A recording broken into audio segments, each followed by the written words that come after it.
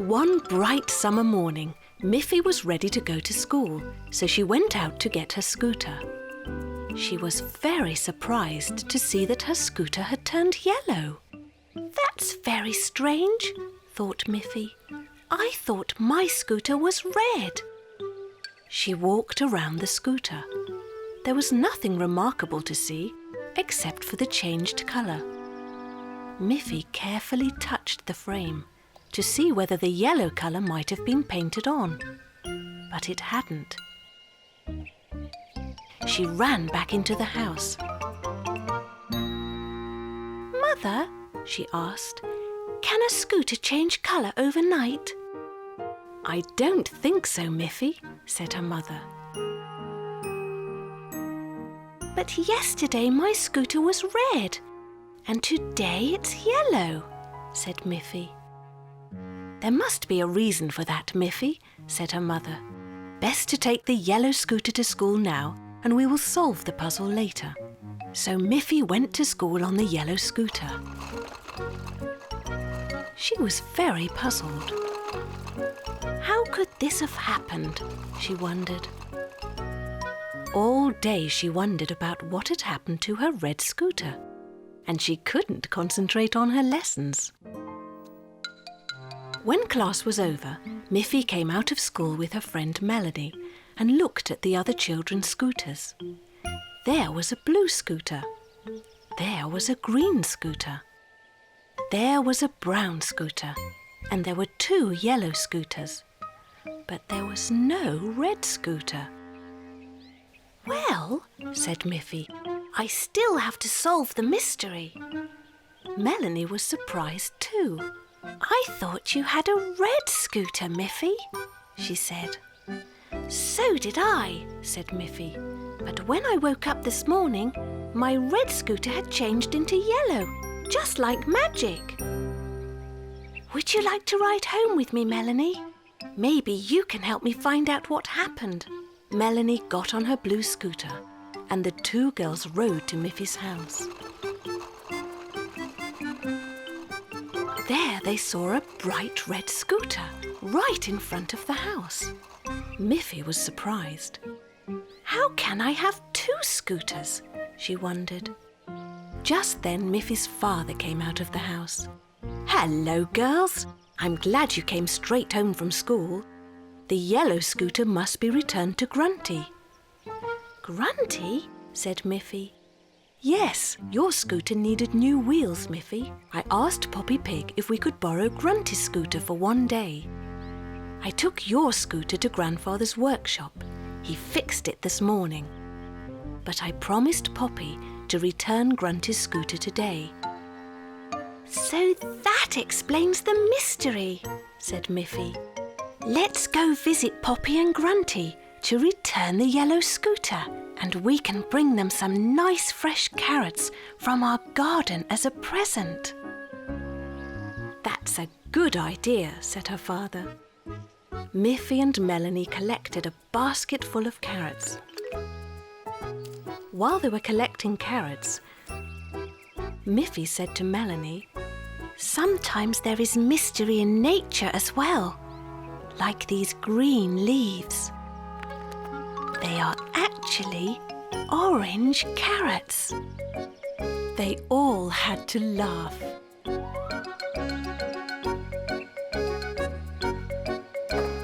And then they set off to Poppy's house. One day in school, the teacher said, "Today I'm going to show you something special. Let's close the curtains and switch off all the lights." When it was completely dark, the teacher turned on her desk lamp and shone it on the wall. Then she held up a piece of paper that had been cut into the shape of a little girl bunny. "Look," said the teacher. "When I hold this bunny shape in front of the light, you will see her shadow on the wall." And there it was, a great big shadow, exactly in the shape of a girl bunny. Can Can you see? Said the teacher. When anything or anybody is in front of a light, there will be a shadow. You can try it yourselves when you go out in the sunshine. As Miffy and her friends walked home, it was getting dark and the sun was low in the sky. All the trees cast shadows of their trunks across the ground. Try not to step on the shadows, said Miffy. Let's jump over them and only walk on the sunny parts.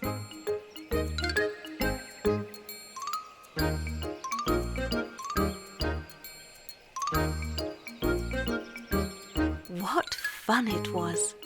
The little girl bunnies giggled and laughed as they jumped along, being very careful not to step on the shadows. Miffy was still laughing when she arrived home and waved goodbye to her friends. At the dinner table that evening, she told her mother and father everything she had learned about light and shadows. But now it was night time and the sun had gone. It was time for Miffy to go to bed. After her mother and father kissed her goodnight, Miffy went into her room and changed into her pyjamas. She walked over to her bed and turned off the light. But just then, she saw something move on the wall. She turned the light back on, but she couldn't see anything. When she turned it off, there it was again. What's that in my room? Thought Miffy. She was a little frightened. She went to her door and called her parents. Mother, Father, there's someone in my room. Miffy's mother and father came straight away, but they couldn't see anyone in Miffy's room. Except Miffy. But there is something, said Miffy. Look! When I turn off the light, I can see something moving along my wall. And there it was. Something very big with very long ears. Father Bunny laughed. Mother Bunny laughed too. That's your own shadow, Miffy, said her father. How can it be my shadow? Said Miffy. There is no sun and the light is off. But look out the window, Miffy, said her mother. Yes, it was night time and there was no sun. But Miffy could see a full moon shining brightly in the sky. When the moon is very bright, it can also cast shadows, Miffy, said Father Bunny. That was your very own shadow moving on the wall, cast by the light of the full moon. Miffy understood and was happy she had discovered her own shadow. On a bright but very cold winter day, Miffy and Grunty were having fun throwing a ball back and forth in Miffy's garden. Snuffy was there too, running and jumping up, trying to catch the ball herself. Then, when Miffy threw the ball, Snuffy caught it in her mouth.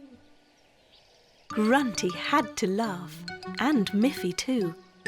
But when they wanted to continue to play with the ball, Snuffy did not listen to Miffy. Snuffy, give me the ball, said Miffy. But Snuffy just ran away with it. Then Mother Bunny came out of the house and called, "Isn't it too cold for you to be outside, girls? Even the water in this flower pot is frozen. I have made some hot chocolate for you to warm you up again. Come in, girls." So Miffy and Grunty went in and enjoyed the delicious hot chocolate. Snuffy stayed outside, pushing and chasing the ball. Later, when the two girls were playing in Miffy's bedroom, they heard Snuffy barking and barking. And when they looked out of the window, they saw she was covered with snow. Everything was covered with snow. The snow had fallen so quickly that while they were inside playing, the whole world around them had suddenly become white. All excited, they ran to Mother Bunny. "Mother, Mother," said Miffy, "can't we go to the lake now? It will be so beautiful there, with the snow on the meadow, and maybe the lake will be frozen." "Yes, and we can take the ball too," said Grunty, "so Snuffy can play with it."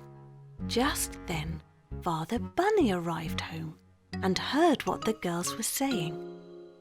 "I will drive you to the lake in the car, and I will test the ice on the lake to see if it is thick enough." So Miffy and Grunty and Snuffy all jumped into the car, and they drove to the lake. "Look," said Miffy, "the lake is frozen. We should have brought our ice skates." "Maybe you can bring them another day, Miffy," said Father Bunny. "But for now, I'm sure you'll have lots of fun playing with the ball in the snow." Father Bunny tested the ice. "If the weather stays cold, the ice will be thick enough to go skating in a few days," he said to the girls. "Good," said Grunty. "Let's throw the ball so Snuffy can run after it." That was their new game. Miffy and Grunty took turns throwing the ball out into the snow. And Snuffy had great fun too, slipping and sliding all over the icy snow, trying to catch the ball. She was having such fun. Then, when Miffy threw the ball again, it rolled away too far and onto the lake. "Oh no," said Miffy. "Now the ball is on the ice, and the ice isn't strong enough yet to carry us." But Snuffy had already gone after the ball. "No, Snuffy, the ice isn't strong enough yet," shouted Miffy. This time, Snuffy did stop and listen to Miffy. She turned around and ran back. They were all very relieved. "That was very good, Snuffy. In a few days, we will come back and get it for you." One day, Miffy and her friends were playing a game. Aggie was pretending to be ill and was lying in Miffy's bed with a thermometer under her arm. Miffy was the nurse. She pulled out the thermometer, looked at it, and gasped. "Doctor, doctor," called Miffy. "I think you should come and look at Aggie." Then Dr. Melanie came in and lifted Aggie's hand. "This could be serious," she said. "We must give Aggie some medicine." "Oh dear," said Miffy. "We have no medicine, doctor." So Melanie went to the kitchen and called out, "Mrs. Bunny, do you have some medicine we can give to Aggie?" Miffy's mother smiled, but she didn't want to spoil the game. She knew the little bunny girls liked to play doctor. So she said, "Well, I do have some excellent sweets. I'm sure they will make Aggie well in no time." And she gave Dr. Melanie a bowl full of colourful sweets.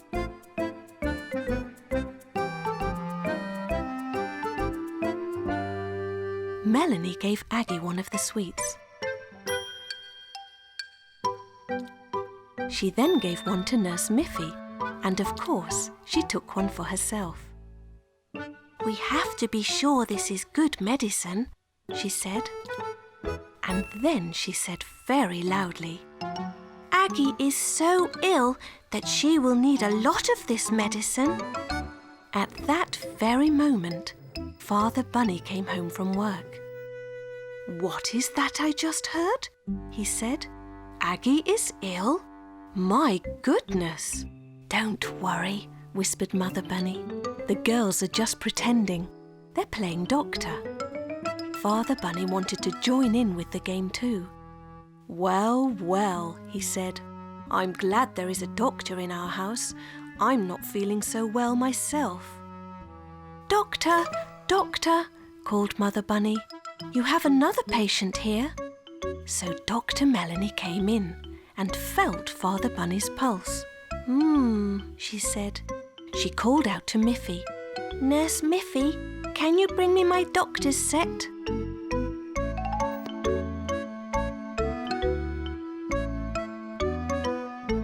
Miffy came in carrying the case. Here it is, Dr. Melanie.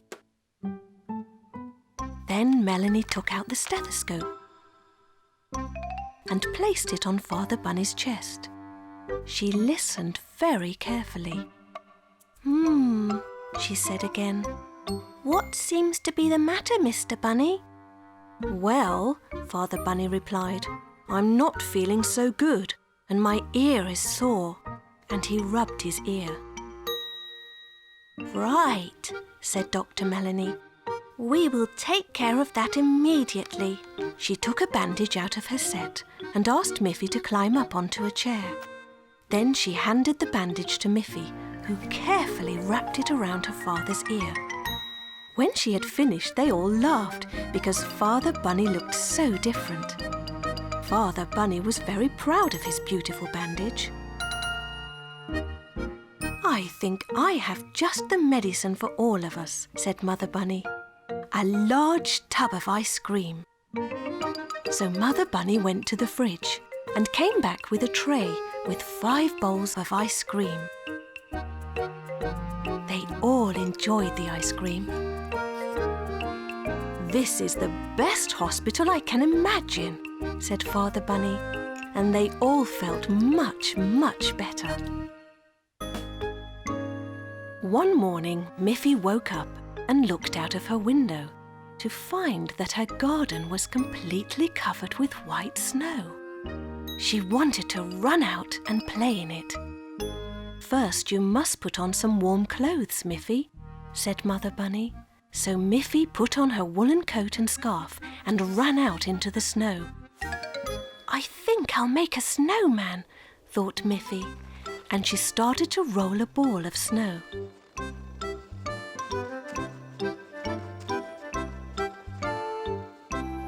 Just then, Boris and Barbara Bear skied into Miffy's garden. Good morning, Miffy, said Barbara. Boris and I were out skiing, and we thought you might like to come too.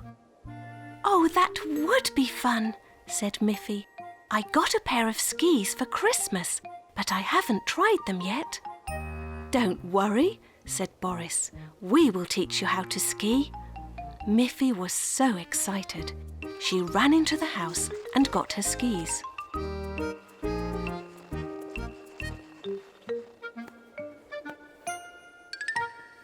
Boris held her while she put them on.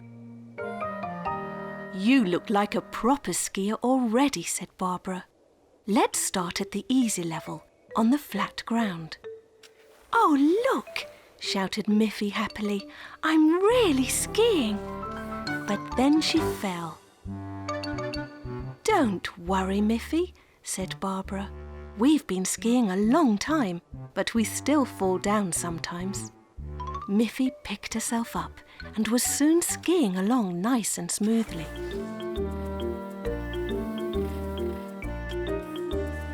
This is fun, said Miffy. Let's ski up the hill to Auntie Alice's house. Then we can ski downhill on the way home. So they began skiing up the hill, but Miffy kept sliding backwards. Boris helped Miffy and showed her how to point the skis outward so that they could grip the snow. I think I can do it, said Miffy. So she tried, and she found that it worked. It was hard work, and by the time they reached Auntie Alice's house, they were out of breath. Auntie Alice heard the swishing of snow and the huffing and puffing outside her house, and she came out to greet them. Hello, mountain skiers, she said. I think you all need a nice cup of hot chocolate. Boris, Barbara and Miffy took off their skis and went inside with Auntie Alice to enjoy some of her wonderful hot chocolate. Thank you, Auntie Alice, said Miffy. Now we are ready for the fun part, skiing down the hill. So they said goodbye to Auntie Alice and put their skis back on. "Be very careful skiing downhill," said Boris.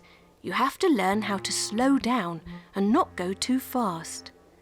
But Miffy could hardly wait to start, and off she went, faster and faster down the hill. It was fun, but also a little scary. She forgot how to slow down, and when she came to a little hill, she flew right up into the air and landed in the snow. Boris and Barbara skied up to her. Miffy said, "This morning I wanted to make a snowman. Now I am a snowman myself." They all laughed.